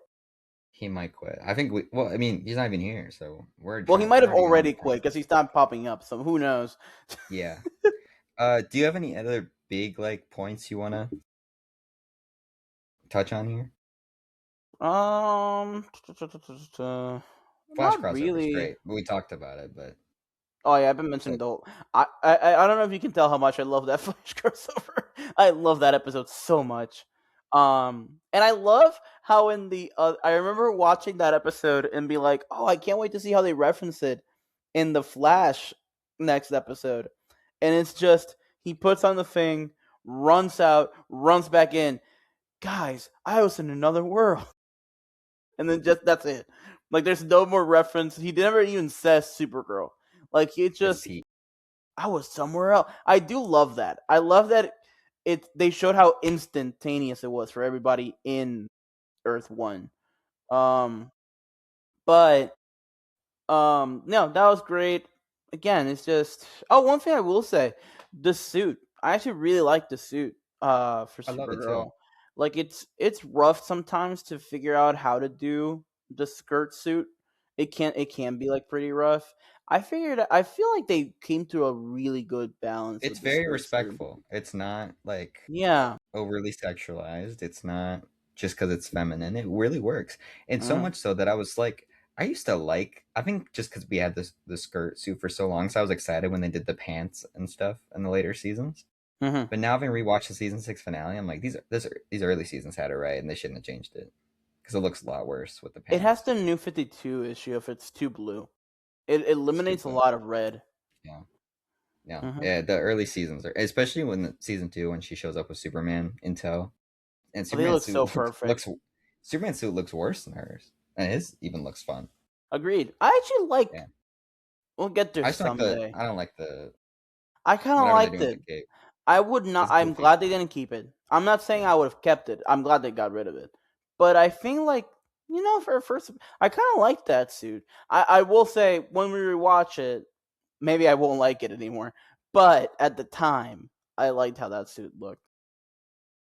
Okay. Top two, bottom two. I have two episodes I'm gonna call out and two that I would not. Do you have do you have the Uh, same off the top of your head? you go. I need to. I didn't write down the episode numbers, so you go. You Okay, go. I'll do the top two first because less interesting. One is Blood Bonds, which is the episode with Supergirl lashing out at her mom, and that's also where Allura reveals her backstory. I feel like story wise, that's the best episode Yeah, of this season. I think that's your strong point. incredible. And then obviously the best episode is the Flash crossover. Even though there's corny moments in that, it's just so like comic booky and it just fully leans into all the strengths of it's awesome, dude. I fucking love it. Bottom two. Bottom two, okay. I had to think about these. I think the one you gotta call out is Red Faced, which is the Red Tornado episode. We touched on this. Yeah. Um introduces Lucy Lane, who becomes a big character. Mm-hmm. Lucy Lane's not that bad. Introduces Sam Lane, who's the most Sam Lane he's ever been. It's whatever. The Red Tornado thing is awful. He looks awful. The reason she's fighting him is stupid. And then he just goes rogue. It's a bad episode of TV. Yeah. But just the worst part is that Red Tornado is a cool character. And cooler, they've shown him cooler in the Arrowverse too. He was in like The Ray and stuff, and he was better in there. He's terrible in this. Yeah. He was Red in the Supergirl Tornado. series finale. Yeah. Red Tornado has only really been done justice in Young Justice. Like that's the only show that's really and Batman Brave and the Bold. But other than that, like he's severely underutilized. Dude, it looks like they just pasted shit on him. It's This is the It stuff that literally people make is. fun of the Arrowverse for. It's like, It's Timu guys, Vision. Like that's what he it's looks like. He team looks like over. Timu Vision. This is the shit they would put out in the later years, not the early years. Yes. Yeah. Shout out to Indigo again though, because she also looks terrible with the. I don't know what they were She doing looks there. like Mystique in Dark Phoenix when Dude, I Jennifer Lawrence know. just refused to put on the makeup. I'm like, what the hell's going on? Worst episode. I think, is For the Girl Who Has Everything, which is the Black Mercy episode. So she goes under, and they're showing her all these visions of Krypton, and then Oh yeah. it's just the most egregious like CW soap drama shit Hmm. of every character being like, Kara means so much to me. I'm crying. She's gonna be gone forever. These are her best friends, James Olsen and Win Shot, who do She not wants want to to hook up fuck. with, who she Mm, wants to have sex with. So it's got the most egregious versions of that. I think some of the worst performances from everyone. Just because, like, obviously she's not gonna die, but people have to like overact, and it doesn't yeah, feel like she's ever in. Even I don't know, like even Astra's there for a bit. I think that's also the episode where Astra gets killed at the very end. I think so. Yeah.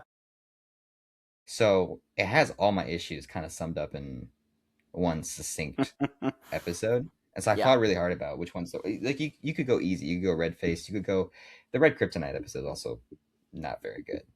See, but that one's just But it's classic like it's a, TV. it's a staple. It's a staple. You It's a have to do Smallville. it. It's a Superman and Lois. Like it's a staple. Yeah. Yeah, the Black Mercy episode, and also like I was watching essays and people having main complaints about the Supergirl show is that she just doesn't feel the pain that she should of losing Krypton as much. Like it's very watered down. And this episode is the most like she has that perfect life and she so easily abandons it to go back to her Catco job, which is, oh, by the way, that's also the episode where Martian Manhunter has to go undercover because Catco is the most important job ever. They're like emphasizing how important her assistant, like, it's just, I don't know. Like, you're not selling me that her life on Earth is better than her life on Krypton. You're Yeah, just not. I agree. I will say, so for me, I have the same bottom two. I think Red Face and Black Mercy are also my bottom two. Um, Okay. Black Mercy is just, in my opinion, just forgettable overall. Mhm. Because it is Yeah. the trope of like the Visions episode. And then Red Face, I mean, just like once you see Red Yikes. Tornado, you will never unsee him in your life. Like it's I have never been able to unsee Red Tornado in that episode. Since the first Yeah. time I watched it. Wait. Um, but in terms of my top two, so I have the Flash. I have World's Finest, the Flash and Supergirl crossover. Peak episode title, too.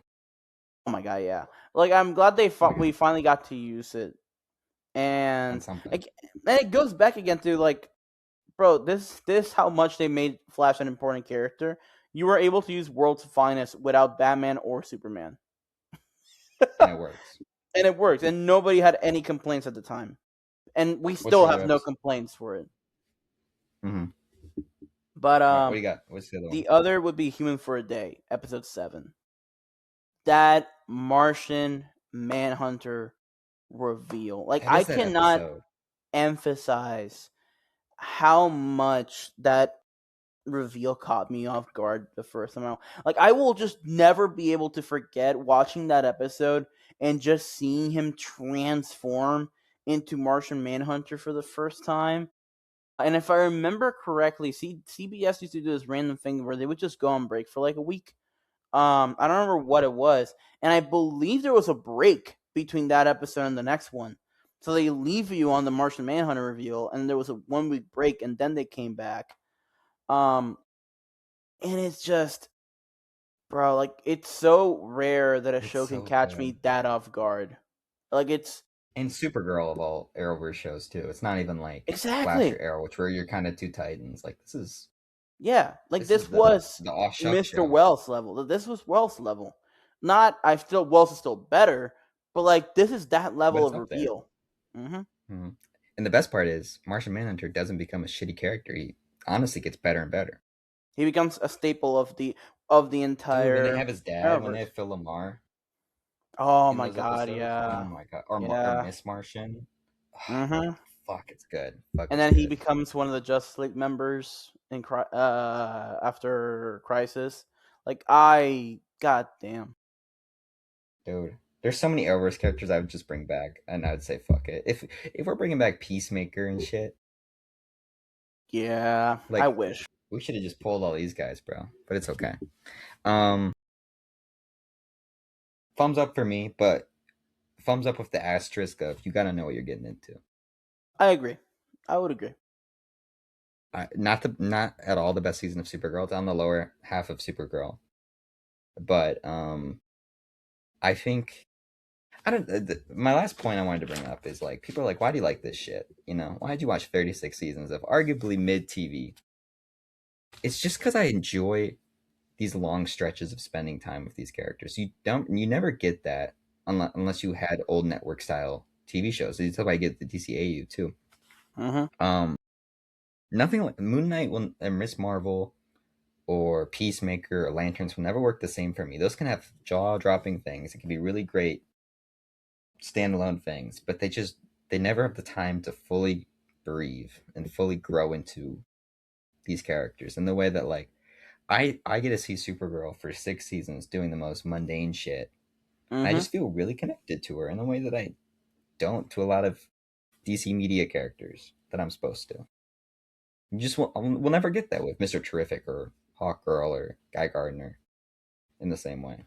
Yeah, I gotta agree. I mean, I think that's why there's so many modern shows that I love, like with superheroes.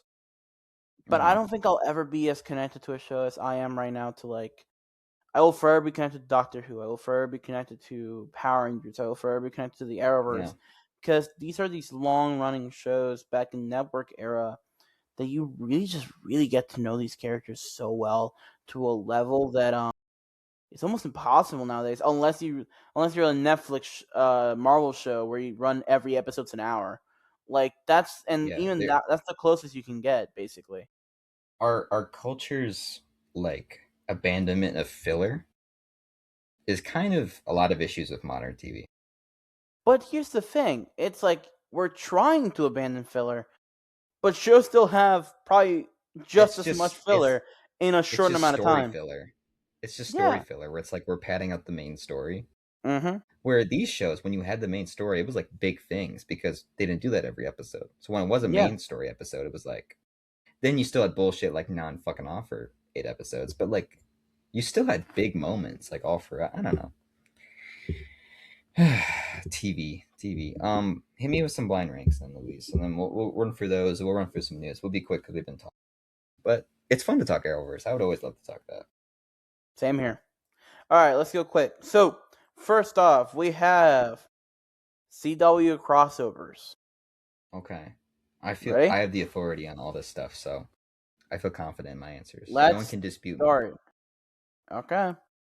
Let's start with Invasion. 1 to 5. 1 to 5.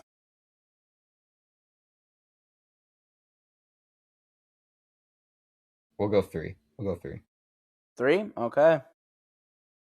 Man, the Arrow episode for the anniversary Oh, where he goes in under. Invasion. Yeah, that was such a cool thing they did for its anniversary. And just seeing all three the Trinity together for the first time was there. It was an That was Invasion. yeah. That classic Um picture of all them on like the what is it like the aircraft area.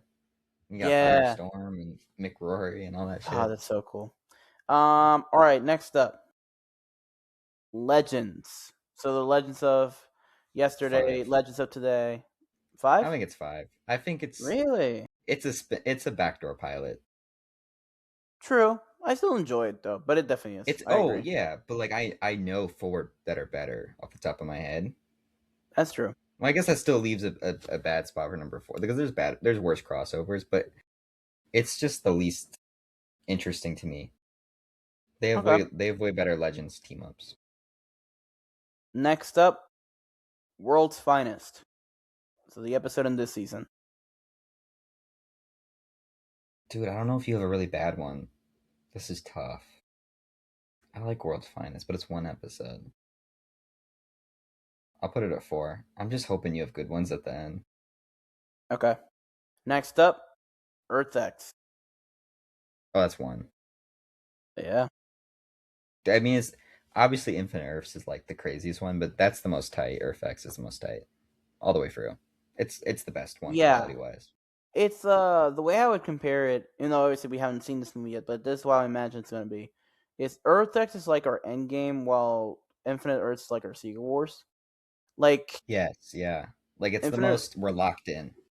Yeah, like it was It's Infinity very. War, honestly. Yeah, it's more Infinity War. That's really what it is. And Like Infinity it's War so well rocks though. done. Yeah, And then they were locked and loaded. Except for the bullshit where who proposes at someone's wedding? The Oliver proposes at Barry's wedding. Isn't that what happens at the very end of the crossover? Because Barry and Iris are getting married, oh, and they then get married Oliver's at the like, same time. "Yeah," because Oliver proposes at Barry's wedding. No, no, You don't because do the that the shit. wedding gets interrupted by the fight, but they don't. He doesn't propose during the wedding. Yeah, he does. I swear, he proposes, and then that's why they have a No. dual wedding ceremony. Well, he proposes near the end, and then they have a duel, but he doesn't do it during the wedding. Anyway, my point is, don't tack on your own proposal to your buddy's wedding. Your Oliver's a tacky piece of shit for doing that. Yeah. See, I love that they did it because then they were able to run Diggle and keep going with the funniest recurring bit probably that they've ever done through the entire CW, and it's the Yeah, fact that Diggle always gets sick when Barry runs him through. that's so funny. um, but yeah. So your number two is Armageddon. God damn it. That one sucks. That one's really bad. That's the worst one, too. Yeah, that is Joe's definitely the dead. worst one. That's But so yeah, bad. That was the most like we don't have a lot of shows anymore. They had the scraps, dude. Like Alex Danvers is in that. yeah.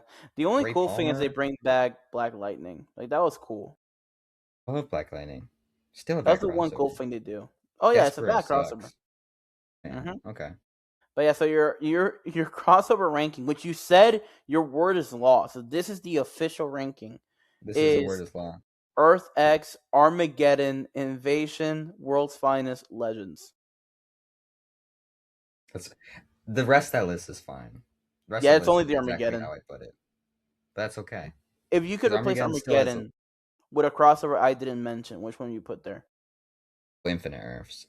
Easy. Nice. That's a good one. I think I'd put infinite. Or the Flash initial Flash Green Arrow crossover is really fun. That Flash v super Arrow. over. hmm Flash V Arrow is good. I would not put Elseworlds that high. I think Elseworlds is kind of weak. Yeah, it was good time, but it's definitely weak.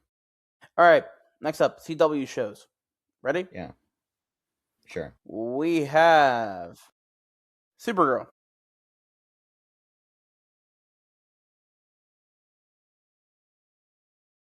4. There's just too much inconsistency. 4. Okay.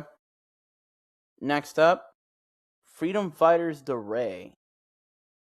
Fuck. I should have put it. It's fine. Fine. That'll be 3. That'll be 3. That's fine. 3. It Okay. exists. It's not Next like a up, show. It's like 2 episodes. it got released as a show, so it counts. Whatever. That's a CW Next up, seed, Aaron. Vixen. Dude, what is this? God, this is awful. What if there's a bad show on here too? You're torturing me here, Luis. This sucks. We'll do we'll do number 5. We'll do number 5. I'll defend whatever bad show comes in at number 2. Gotham Knights. You know what? You know what? Misha Collins as Harvey Dent was kind of cool. I love Misha He was Collins. getting there. Dude, he was a cool Harvey Dent. So you're Like the number cool 1? two phase. Number 2. Number 2. Not a bad show. Gets way too much hate because of that first episode. Okay. There's really bad clips in that first episode. It gets a lot. It's not good, but it gets a lot more consistent. Okay. That's I, like I go what you mean, yeah. Joker's daughter is hooking up with Batman's son, and Batman's son's a random OC. So Oh, yeah, I it's not a remember good that. show. Not a good show, but it's better than you think. Hey, by the way, your number 1's Naomi. God damn it, dude! What is Naomi's the worst one. Yep, so your ranking is Naomi, Gotham Knights, My The word is law Ray, too. Supergirl, and Vixen. That whole list is fucked up. That whole list is wrong. Oh, I was so happy when you put Gotham Knights too. I God damn it. It would go Supergirl, Vixen, Ray, Gotham Knights, Naomi. agree with that. That's how I would put it. Yeah. All Okay. right, Yeah. We got one more and we're done. It's also 1 through 5. So we Yeah. have. I want you to rank from the one you would want to watch the most to the one you would want to watch the least. Canceled DC shows. Ooh. 4 of these are CW. One Yeah. of them is CBS. I discovered they actually developed a second show that never got made. Okay. Okay. Um, and since we Okay. did Supergirl season 1, I had to do at least one non CW show. So Yes. Yes. Yes. I we love this. have I probably know most of these too, because I was probably around when they were trying to get picked up. Aquaman with Alan Richardson. Not that one though, because that was Smallville era. Yeah, that's Smallville spinoff. That's not my interest, man. That's 5. 5? Okay. I agree. I I don't actually get. would not I really be don't. interested in that show. I don't get it. But that shit. One that I put on here just because I can't believe this is actually something being developed. Green Arrow and Lois Lane. For Arrowverse. Smallville. Oh, yeah, 4. Again, it's Smallville stuff's not. They were gonna It's put not Green interesting to Arrow me. in Metropolis with Lois Lane, and that was gonna Lois be a Lane. show. Are they Hmm. gonna hook up? No idea. It never got that But then we far. got Green Arrow and Lois Lane shows anyway. So Basically. okay. Okay. The Amazon. Was that with Nubia No, or this was what was her name? Diana. This is CBS. Though no, this is CW. The one you're thinking of was the one they were gonna do with Wonder Girl years later. Yes. What was But her there was name though? one. Wasn't it Donna Troy? Was it not Donna Troy? No, it was a black character that they Then were. yeah, it was Nubia. Then I probably. Okay, that's what I was thinking. So But this is no, this different. is the Amazon, which was gonna be a very Flash Arrow style show of Diana in the Mystic Era and then going to Man's World and adjusting. And it got as far Oh, as that's cool. casting. That'd be cool. Yeah, because they were Was that starting Adrian to look for Palicki? Diana. Nope, that was a whole other show. That was not That's CW. a different thing. Yeah, Ooh, this was Wonder the Woman Amazon would was work. after. I mean, we'll talk about it in a second, but Wonder Woman can work as a TV show format, especially if you focus on Themyscira. So 100%. But yeah, that was called the Amazon, and it got to the point where they were looking for Diana, but then okay, it got these were canceled. not these were not the ones thought you were gonna pull. Next up, Secret Six. This is CW or CBS. This is CBS. Yeah. I don't care. What this is like Deathstroke and stuff.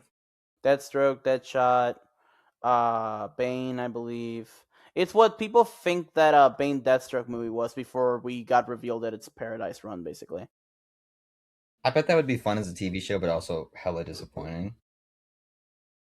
I'll leave it at 3. I want to say my number 1 for something. I don't care what it is. That would be cool. I'd be down. But they also fucked up some of the. Dude, I'll defend it. Then yeah, Defend Painkiller. Dude, I fucking advocated for Painkiller. I know that was a cool Khalil? character. You actually did a good Dude, the job. CW Painkiller account is still active on Instagram. It has 300 followers, I think. I'm probably still one of those followers. Dude, yeah, I watched the backdoor pilot and I thought dude, he was so he has poison powers. Mm-hmm. It's fucking awesome. Man. But yeah, other Dude, shows and that I I almost loved Black Lightning the later season. Well, not season 4 kind of season 4 Black Lightning kind of fell off, but season 3 was so good that Painkiller I wanted that show so bad. I did watch season 3 of Blind Lightning then. Yeah. I stopped on 4. I never watched season 4. But Yeah, 4 gets back cuz it's like COVID era, but season 3 was great. 2 shows that I almost put on this list, and they're not part of the ranking. I just want to mention them. Justice U, which obviously you know, the Diggle show, and then the other one was Suicide Squad, which they did that backdoor pilot in Arrow. That wouldn't have been very good. Not at all. But Deadshot looked terrible in that show. yeah, but that's why they had those Suicide Squad episodes, because they did try to make a Suicide Squad show, and then when that one I didn't thought that work was out, because of the movie coming out. well, yeah, Or that's why no, the they movie's why they killed Deadshot off. yeah, the movie's why they stopped development on a Suicide Squad show. But Yeah. And then after that, CBS tried making Super Secret Six because they couldn't do Suicide Squad. A Suicide Squad show would work though. That's why Creature It would. Commandos is a show.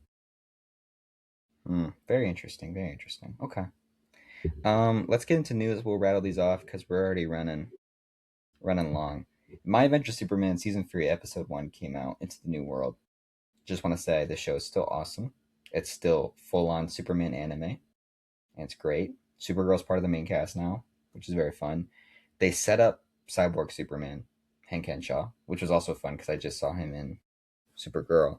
But then they also do a new take on Superboy, or not Superboy, Bizarro, where he's a lot less monsterish and more just like he kind of similar to Connor Kent, where he's a Mm, clone and grew up, but he grew up with like a scientist that taught him the values of good, and he doesn't actually turn evil or anything in this episode. So I'm curious where they're going with him interesting. because right now he's kind of just like a really jacked version of Clark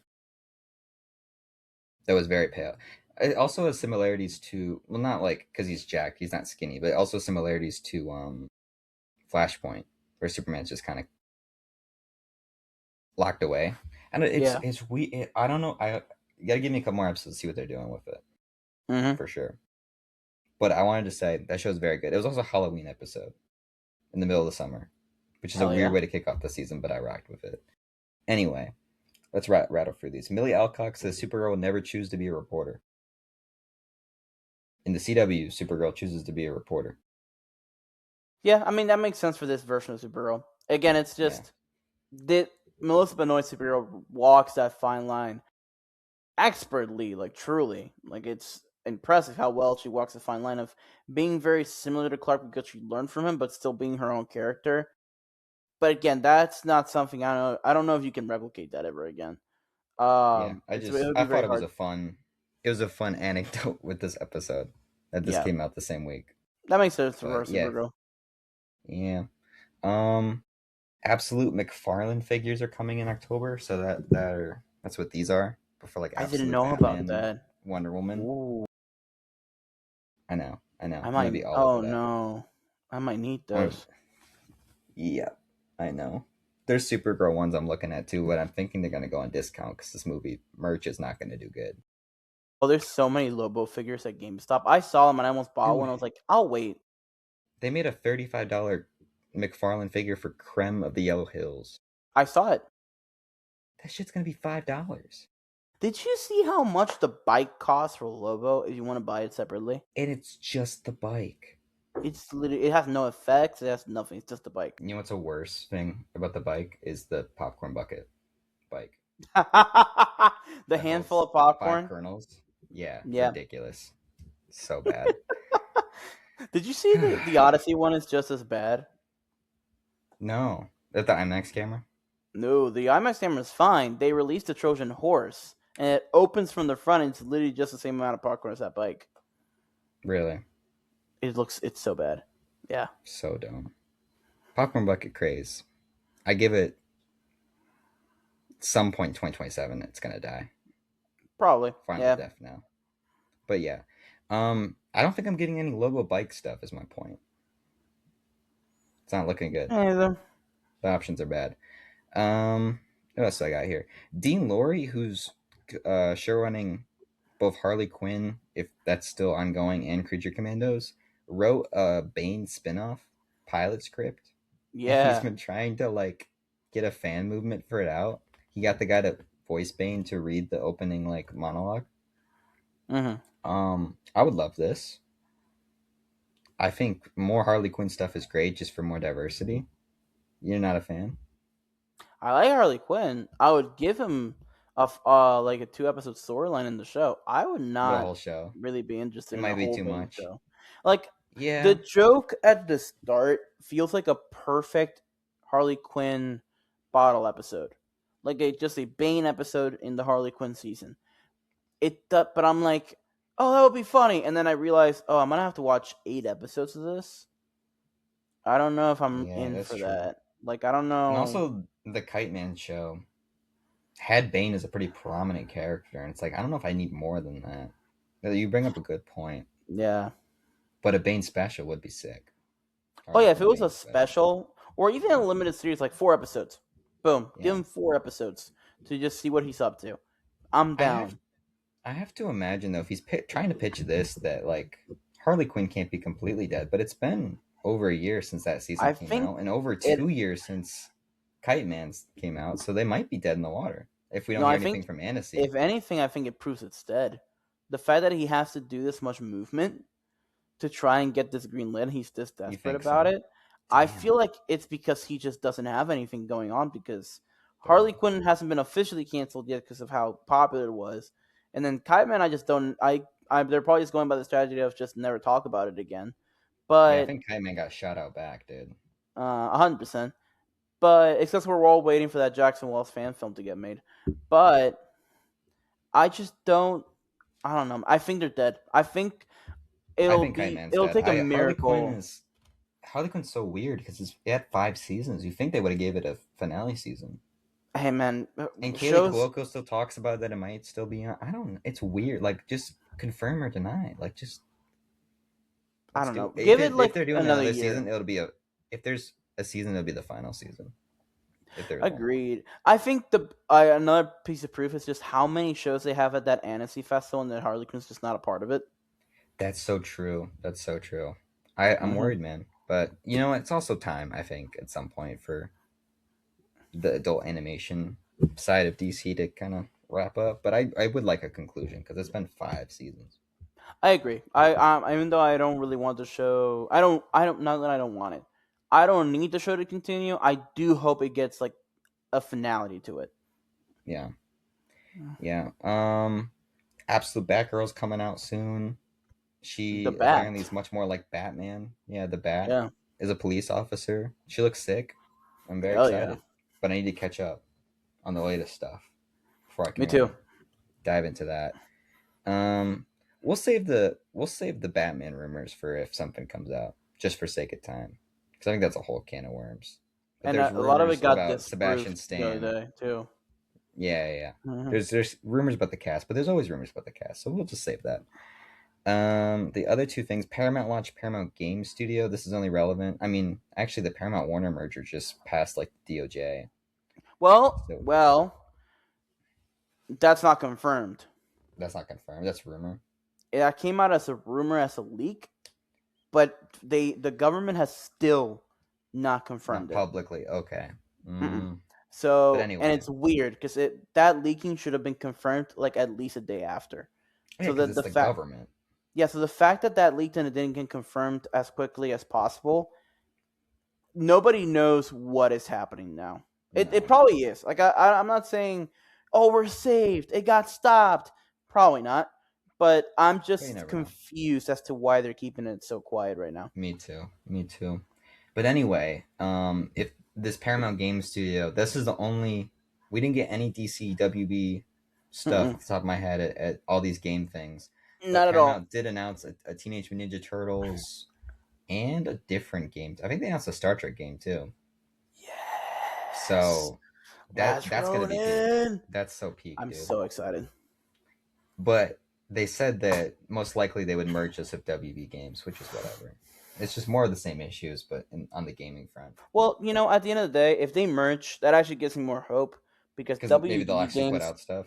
Yeah, because it looks so bleak for WB games because Paramount did nothing with games. So But we if also don't have anything, it gives any me more track hope. record of Paramount Game Studio yet until this stuff actually comes out. Like Last Ronin is cool, but you already announced that like Oh no, many we moons have we ago. have a track record. We have a track record. Of what? Marvel 1943 is technically under that studio now. Ooh, so Marvel DC on the same roof, man. So we don't Weird. we don't have a good track record with that studio right now. Because we'll see if that game Yeah. ever actually happens. I believe they are now. Yeah, because it's at Skydance Games. Yeah, because Paramount's not actually a new studio. It's just Skydance Games rebranded. Do you remember when companies owned just like one thing? Yeah, I miss those days. It's like we're in the end game of a Monopoly game, Yeah. and you're trying to jump on the spaces, but every time you're hitting the hotel, Hmm. and then you're shelling out whatever money you owe, and it's just like, God damn, I just don't Hmm. want to go to jail. Anyway, Jackson Wells is still not here. Famed lover of Kid Rock. Yes. No alibi. Anyway, the two big ones I wanted to talk about. We had writers listed for Paradise Lost, which is Kim Snyder of Handmaid's Tale fame and Janet Hmm. Lynn, who did Bridgerton. Thank God Two it's things alive. here. Good thing it's female writers for a Yes. show all about Amazons. I would hope so. And then also, yeah, I want this show. I think it'll be really cool. Same. I mean, yeah, Yeah, I'm really excited. The female writers thing, I'm really happy about it because it gives more female writers work. yeah, Gets more women keep joining the industry as we go on. I'm glad to see that happen. The diversity in it, not just in race but in gender as well. yeah. Um, I didn't need it to be two female writers. 'Cause, I mean, just look at Gal Gadot, and in reality, a lot of the great stuff came from the combination of Patty Jenkins and Zack Snyder. Um, so it's like because then we got Patty Jenkins on her own, and we hated that movie. Yeah, So, exactly. um, but at the end, so I didn't need it to be two female writers. I'm glad it is, just because again, more work for female writers. So just that's just a great thing. I hope they get a lot of female directors as well. That would be a cool thing if this show could do that. Be an opening for like female directors, bro. If we get a Bryce Dallas Howard directed episode like she directed in Mandalorian, And it's good. I would be all in. Well, every Bryce Dallas Howard episode in Mandalorian was good. Like No, she did that one fucking Jack Black episode, didn't she? that was not Bryce Dallas Howard. Who was that? I don't think it was her. I swear to God, it was her, bro. Give me a sec. Give me a sec. I now need to know this. I don't. Mando, That shit season was three. booty buns. There's no way that was actually her. I have been still her season 1 and season 2 episodes were like perfection, but That's a big drop from perfection, though, pal. season chapter 22, season 3, episode 6. Who directed season 3, episode 6 of Mandalorian?